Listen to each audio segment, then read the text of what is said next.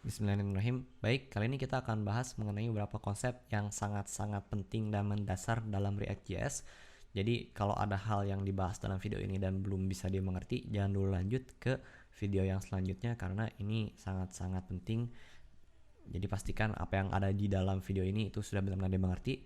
Jangan lupa juga untuk melihat peta pembelajaran kita, bisa diakses di teks deskripsi atau ada di video yang paling pertama dalam seri ini. Apa aja yang akan kita bahas sekarang? Kita akan bahas 3 hal. Yang pertama adalah mengenai JSX, yang kedua adalah mengenai element, dan yang ketiga adalah mengenai komponen dalam React. Ketiga hal ini sekali lagi akan menjadi building block kita, jadi jangan sampai terlewat konsep-konsepnya. Kita mulai dari yang pertama mengenai JSX. Di sini saya memiliki sebuah variabel element yang saya memberikan sebuah value ke dalam variabel ini.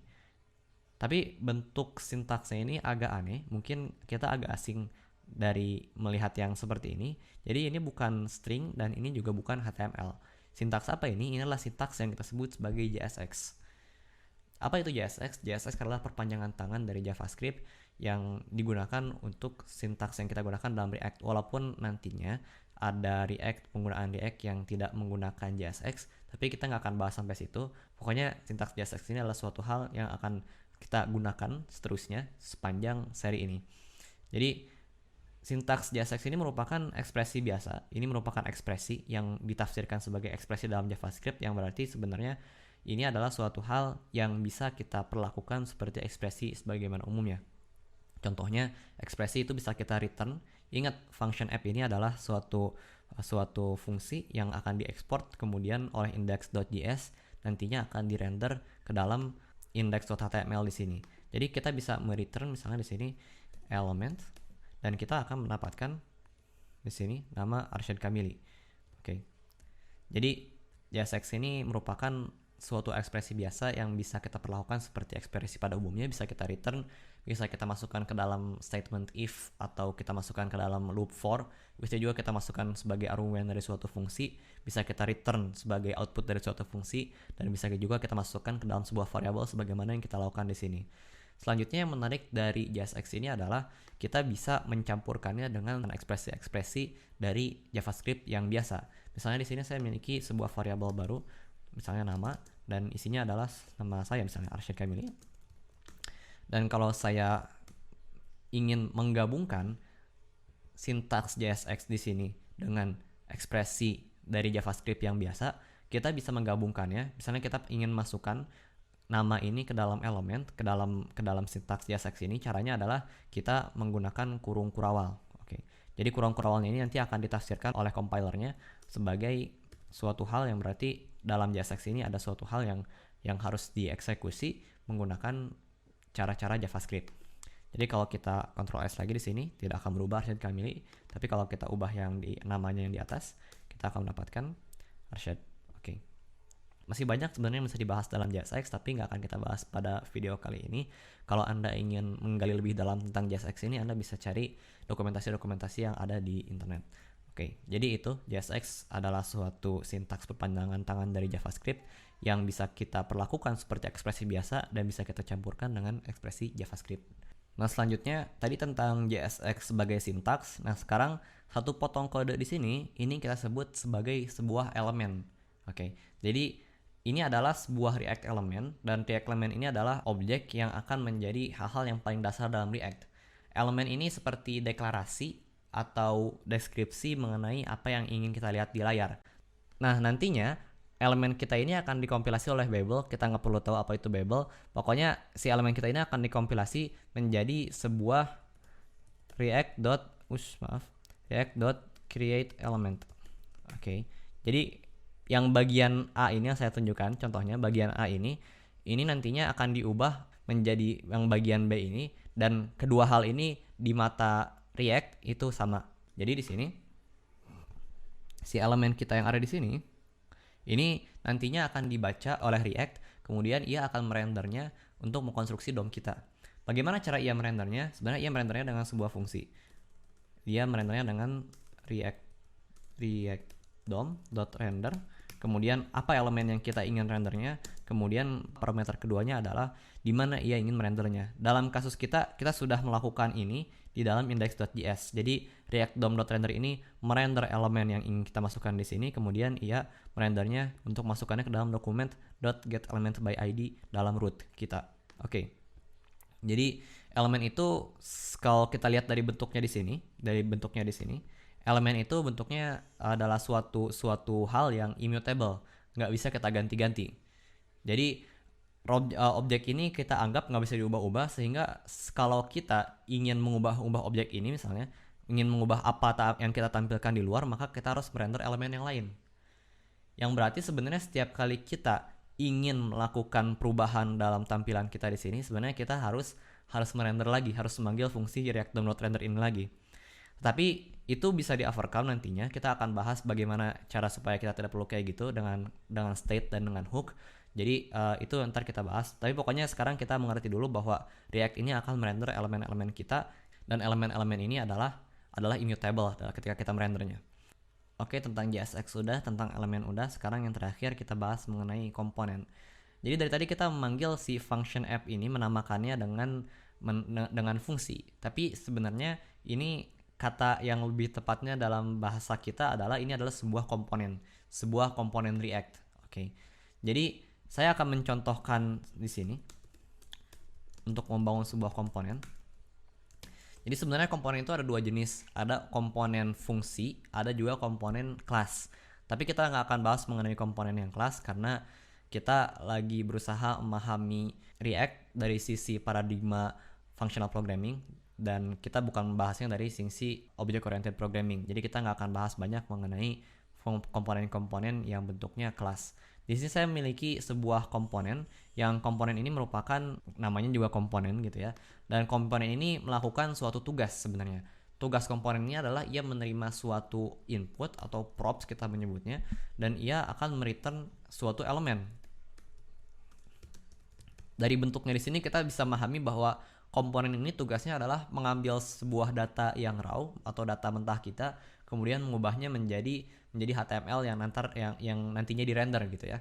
Nah, komponen ini memiliki beberapa properti yang menarik. Yang pertama, ini dapat kita perlakukan seperti fungsi biasa atau dapat kita anggap seperti fungsi, dan yang berarti namanya fungsi itu bisa kita komposisi. Oke. Jadi kalau saya ingin memanggil function komponen ini, saya ingin memanggil komponen ini dan saya ingin masukkannya ke dalam komponen app saya bisa melakukannya dengan cara melakukan ini dengan sintaks seperti ini. Komponen kita manggilnya, dan ia akan mereturn elemen, jadi hasilnya bakal sama. Nah, tapi kita bisa mengganti si elemen ini dengan apapun yang kita mau, yang penting elemen gitu ya. Jadi kita bisa masukkan misalnya H1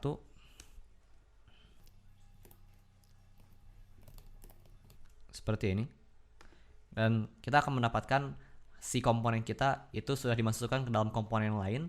Jadi komponen ini bisa kita masukkan ke dalam komponen lain, bisa kita masukkan lagi ke dalam komponen lain, dan ini merupakan suatu hal yang kita sebut sebagai komposisi komponen. Misalkan kita ingin memanggil komponen ini berkali-kali, kita pun bisa melakukannya.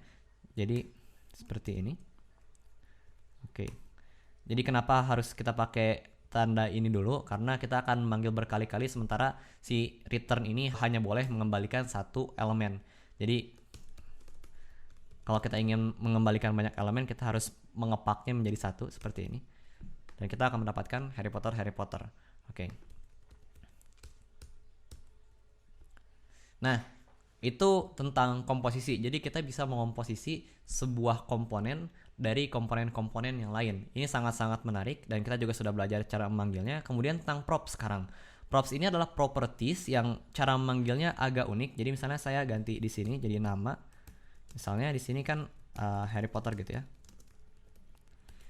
Nama Harry Potter. Nah, misalkan saya ingin si Harry Potternya ini suatu hal yang saya masukinnya nanti waktu saya memanggil si komponennya. Ini bisa kita lakukan seperti biasa dengan kurung awal dulu, jangan lupa. Kemudian props karena props ini sebuah objek yang nantinya kita ini, maka kita misalnya props nama gitu ya, props.name misalnya. Dan untuk memanggilnya di sini, kalau kita Ctrl S di sini kan kita nggak akan dapat apa-apa karena kita belum masukkan nama yang kita mau itu apa. Dan kita bisa melakukannya dengan cara menuliskan di sini nama sama dengan nama apa yang kita mau di sini. Misalnya Harry Potter, bukan nama, ternyata name sama dengan Harry Potter. Nah, kita baru mendapatkan name sama dengan Harry Potter. Nah, selanjutnya, sebagaimana komponen ini bisa kita komposisi menjadi komponen yang lebih besar, maka komponen yang besar pun bisa kita dekomposisi atau bisa kita ekstrak menjadi komponen yang kecil, atau bisa kita pecah-pecah menjadi komponen yang lebih kecil. Caranya, misalnya saya memiliki sebuah contoh di sini. Ini adalah sebuah contoh yang saya dapatkan dari website reactjs.org. Jadi kalau Anda ingin lihat sendiri, bisa lihat di situ di bagian komponen. Jadi di sini saya memiliki sebuah komponen yang lumayan besar, bukan yang paling besar tapi lumayan besar.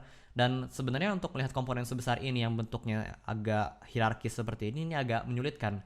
Dan ntar kalau ada masalah harus kita debug, ini pun bakal agak menyulitkan untuk dibaca.